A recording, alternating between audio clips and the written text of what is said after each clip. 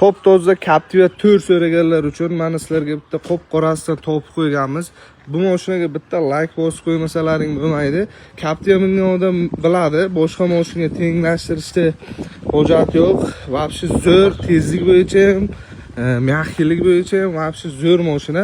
Top toza Captiva 4 yili 2017-yilda ishlab chiqarilgan. Kraskalari ham top toza mashinani. O'zi mana ko'rinishidan ham aytib turibdi, tiniq mashina, hech qanaqa kamchiligi yo'q.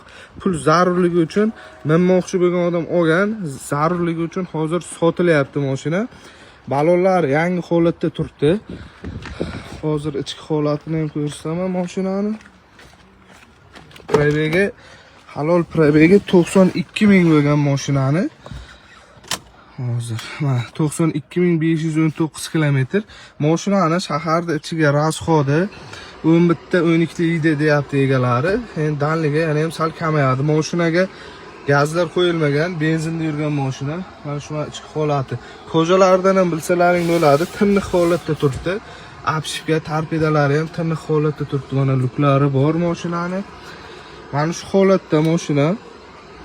Hech qanaqa kamchiligi yo'q, generalni beriladi. Faqat olasizlar, minasizlar. Minishga tayyor holatda turibdi. Bitta like bosib qo'ygan bo'lsalaring, mashinaning narxini iloji boricha savdolashib, ko'ndirib, $17,000 savdosi bor deb gaplashib qo'ydim. Egasining nomerini videoning tagiga yozib qoldiraman. Savdolashib baraka qilsalaring bo'ladi. Qayerdagi 140-150 millionlik mashina Captivalarga solishtirmasliklarini so'ragan bo'lardik. Mashinaning holatidan ham o'zi bilinib turibdi. Unaqa narxdagi mashina emas.